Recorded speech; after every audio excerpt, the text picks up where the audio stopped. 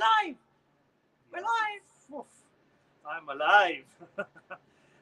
Well, I'll just say this. The power bills in South Australia are the highest amongst all states in Australia. So I'm a little disappointed that England did drag this test to the latter half of the day.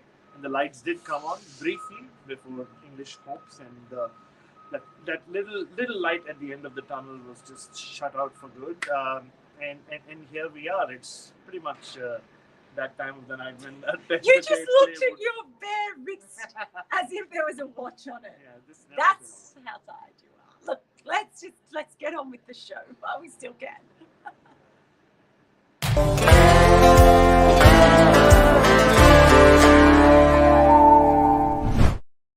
Hello, everyone, and welcome to the good, the bad, and the ridiculous. We made it to the end of the test. Thank goodness, after all COVID scares and everything. Gosh, how long ago does it seem that Pat Cummins was out of the test? That seems like a long time ago. To the extent I've forgotten who Pat Cummins is. It feels like a long time ago. And the second consecutive test, it's finished with very few people in the media center. It was eerie today, just walking past the BBC and ABC boxes, because everybody else or everybody there is either in isolation or they've left Adelaide, and they left the door open, so it felt like the crime scene was there for everyone to just walk past. But we are here. We finished the test match. Australia have gone 2-0 up.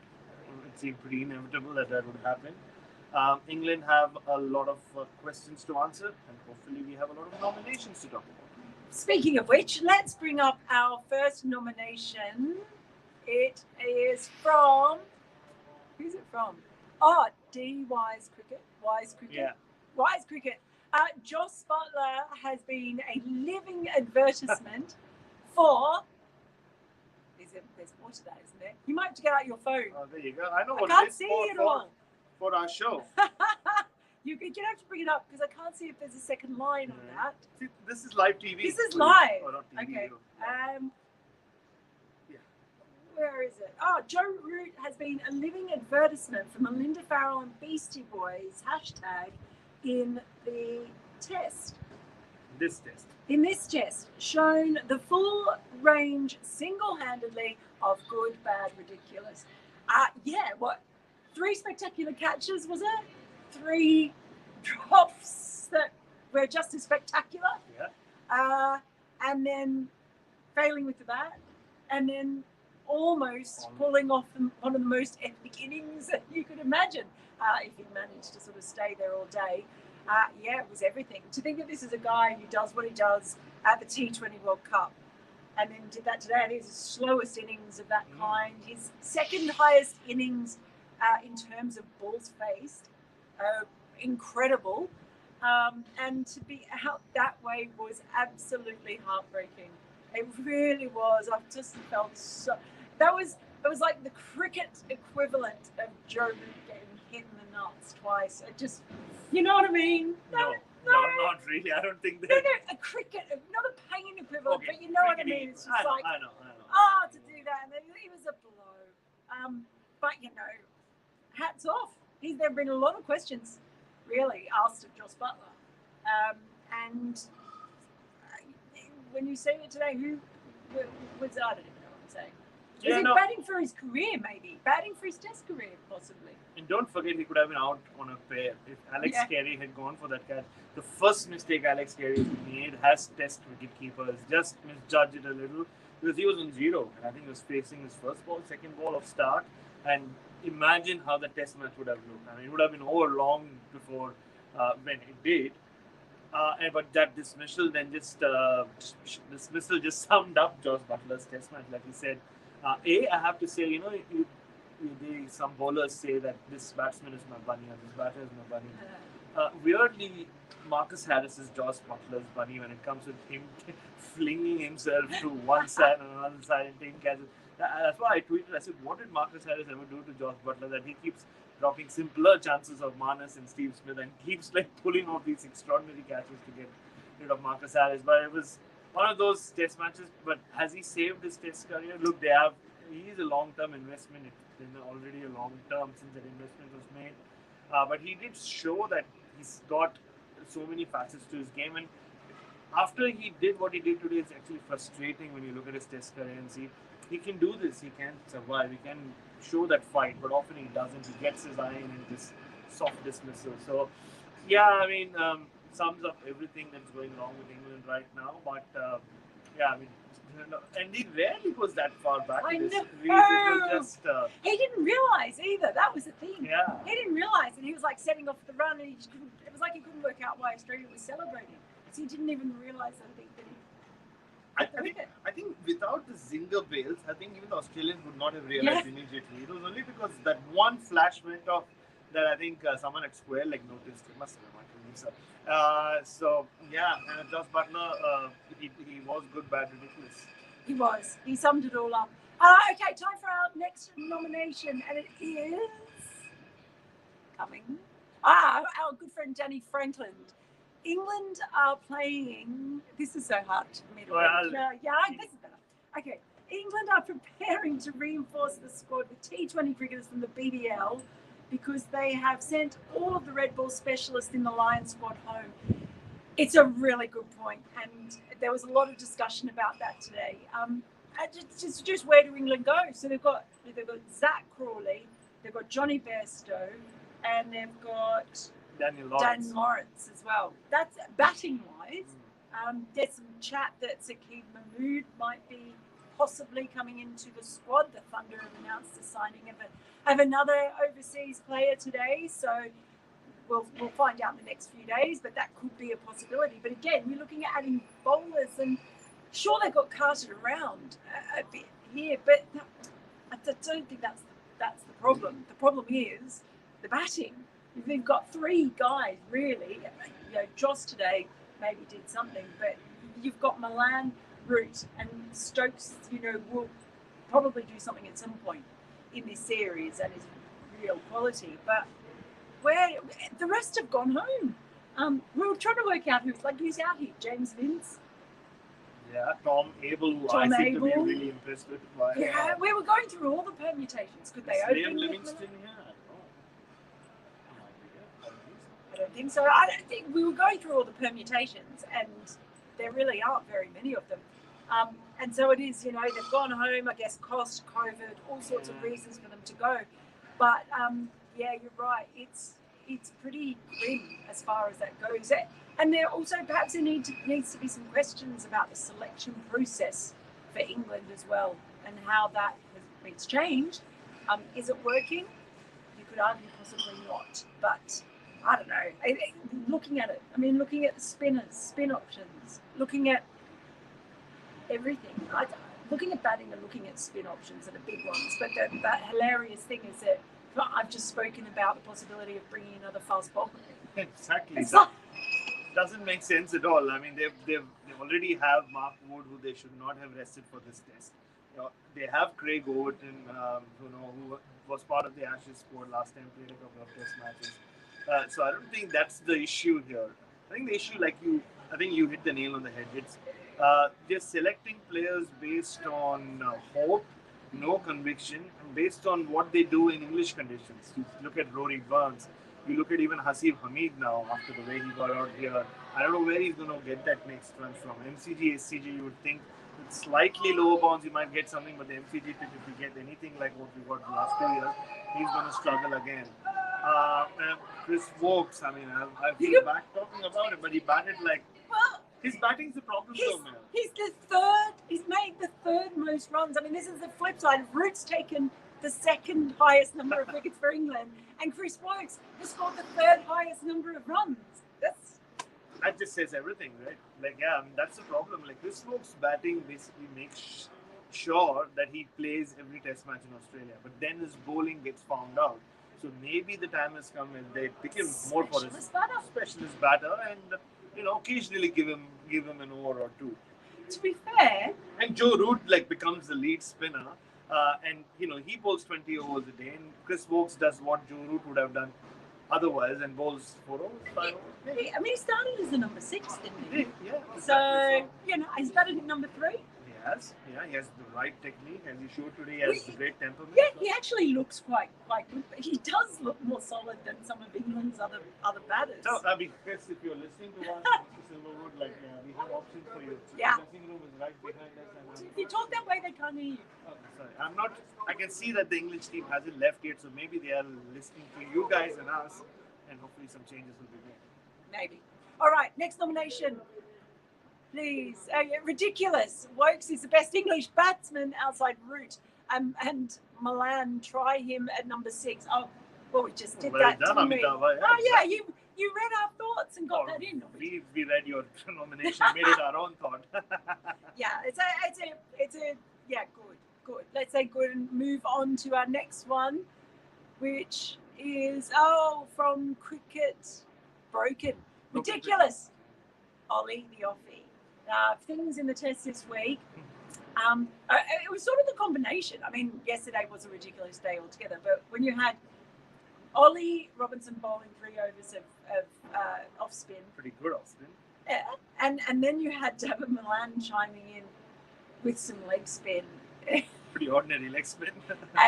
Yeah, and getting the wicket of Marnus Labuschagne. Yeah. All of that was so ridiculous. Although in the end, Australia ended up using 8 bowlers in this test as well, which is in the second innings, which was quite bizarre too. How did you find that as ridiculous? It's all about England. Again, this slow over rate, which isn't just about slow over rates. They let the game drift. Yes, they did not control the timing of this game at all.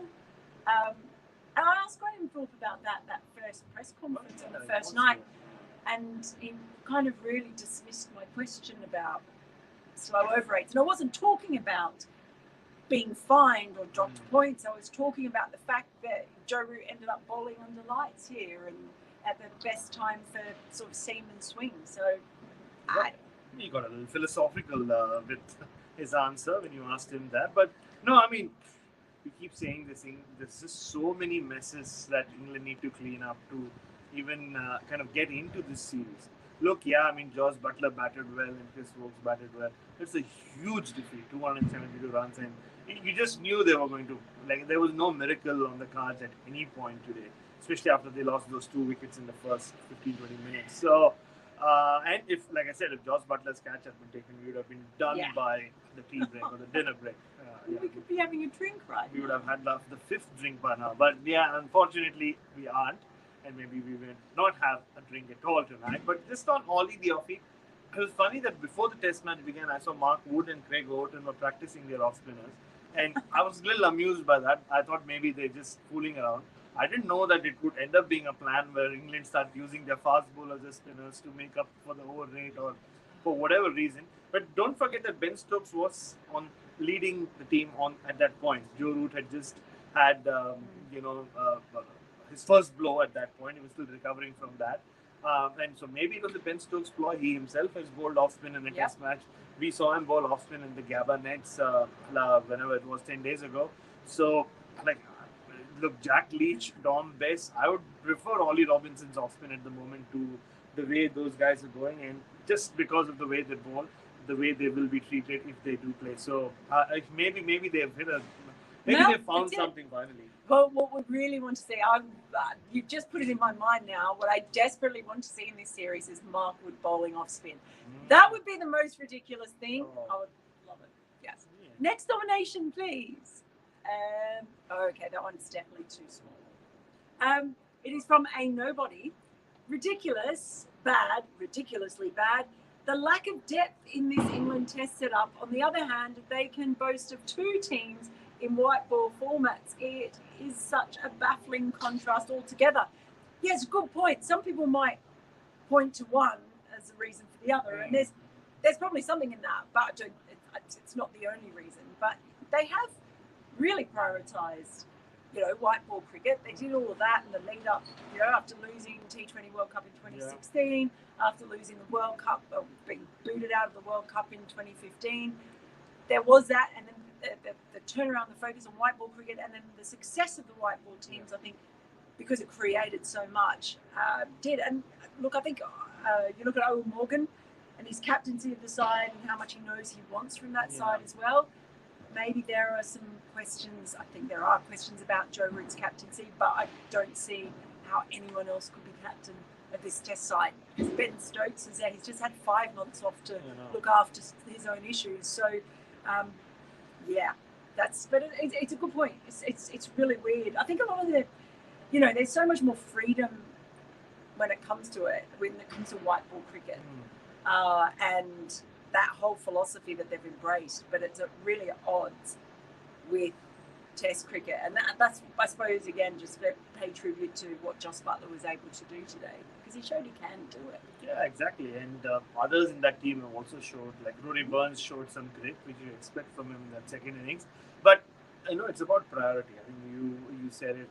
And listening to Michael Atherton earlier today, and I think even Michael Atherton asked to say throughout the English summer is, if you play county cricket at the start of the summer and then only at the end of the summer, and that peak period is used up for all sorts of white ball tournaments, the 100, the T20 blast, and everything else in between,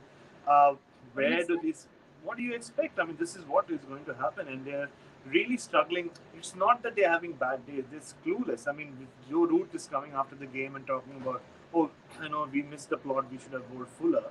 But then you bowled 140 overs in that innings or more. So what were you doing for 140 overs? Or not you as captain, but what was the coaching staff doing? Well, what are they doing when they go back in at lunch and tea and the breaks and at the end of the day's play? End of the day.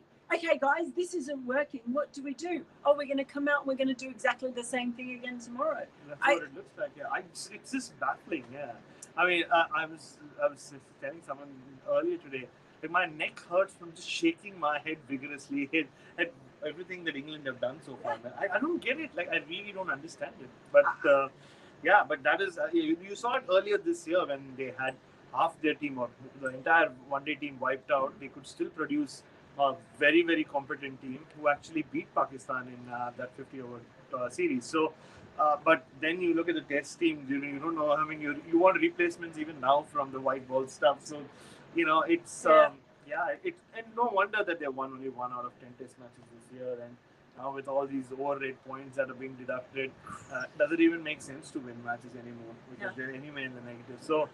It is looking very, very bad. It is. I like the way you just sort of actually channeled George DeBell there. I thought you were almost going to say margins of the season, margins of the summer, county cricket, county championship. Oh, yes. Yeah. Margins. Okay. Indeed. Next nomination is from Gaurav Nandon Tripathi.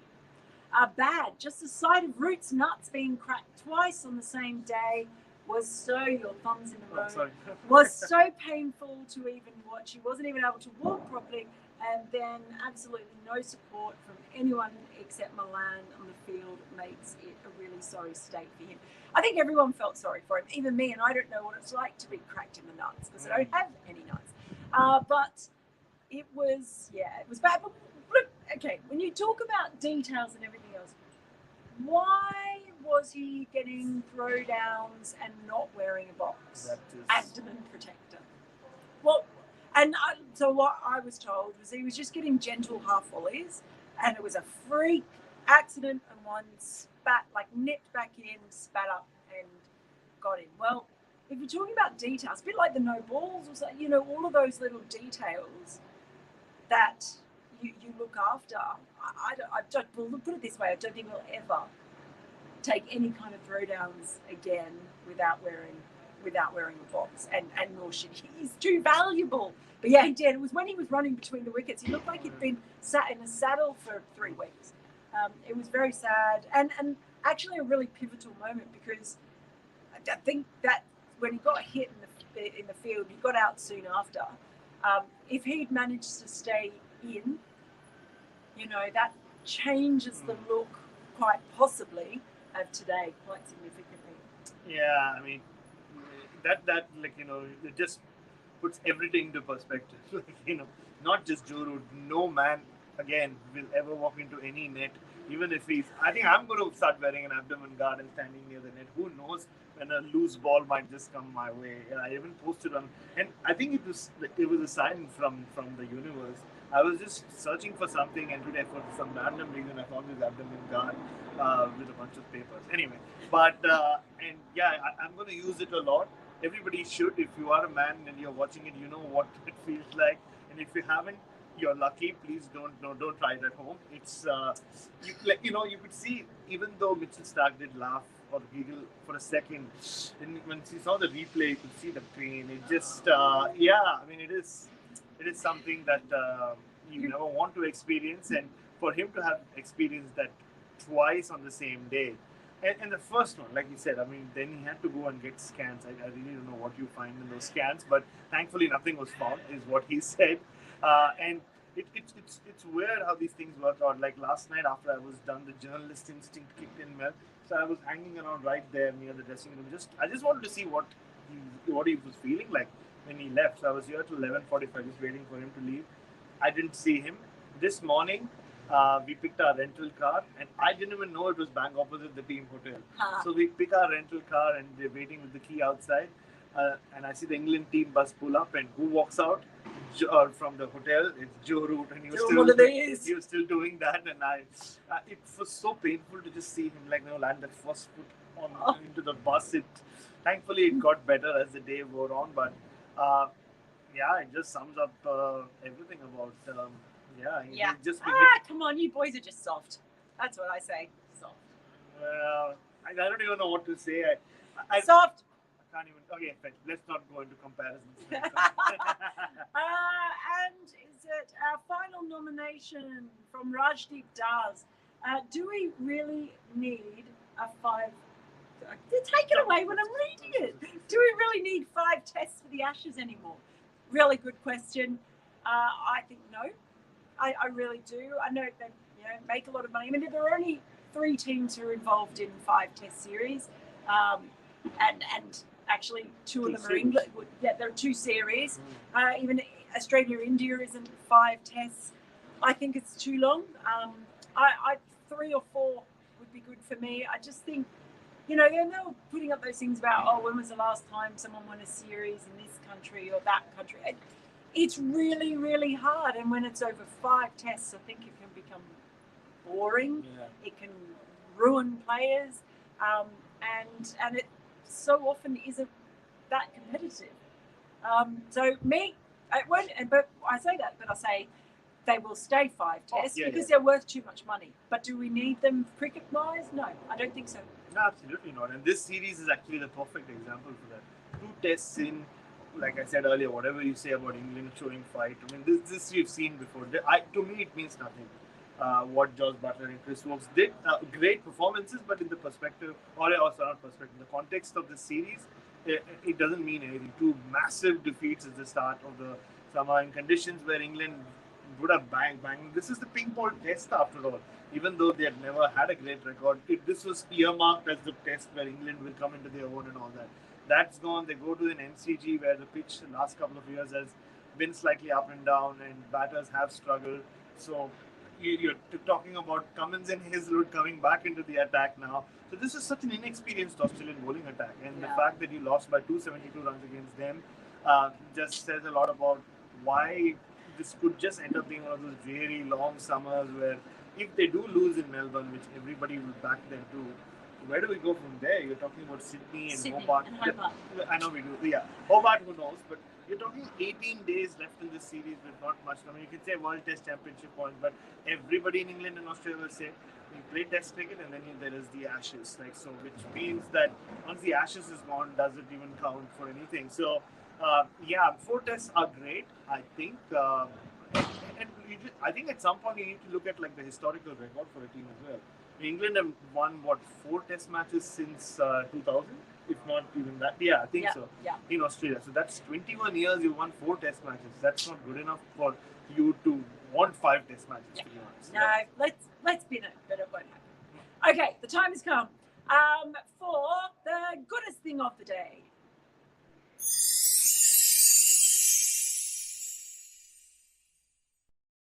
Bharat, what's the goodest thing? The fact that nobody wants to talk about Australia. I'm we had no nominations for Australia. I mean, there's Jai Richardson, Michael Lisa making his debut, taking 2 wickets. I know he wasn't used enough by Steve Smith, in my opinion. But when you have Jai Richardson bowling the way he is, and Cam Green bowling the way he is, and Mitchell Stark bowling the way he is, Travis Head bowled a pretty decent over on his home ground. I meant batting. Oh, sorry. Yeah. But, Michael Lamb is still on me, so maybe that's why he was slightly underbowled, but he didn't take 2 big wickets, Hasib Hamid and David Malan. But yeah, I mean, Manas Labuschane's form, Steve Smith finally getting to himself to that 90, David Warner playing one of his best knocks in Test cricket for a long time, Alex Carey getting his first half century, and a few more excellent takes and catches of Nathan Lyon. Nathan Lyon himself, I mean, just positives after positives. So the goodest thing of the day is Australia was so good that nobody noticed them. Okay, time for the baddest thing of the day. Hey!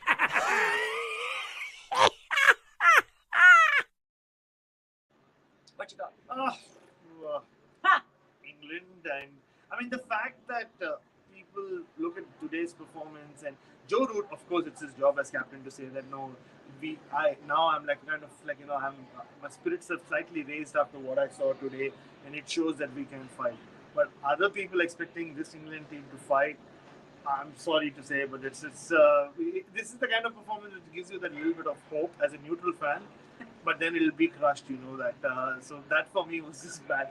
And just the fact that Jos Butler's innings had to come to an end like that just sums up, like, I mean, they've been walking all over.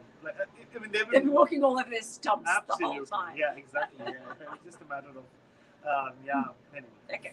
And time for the ridiculous thing.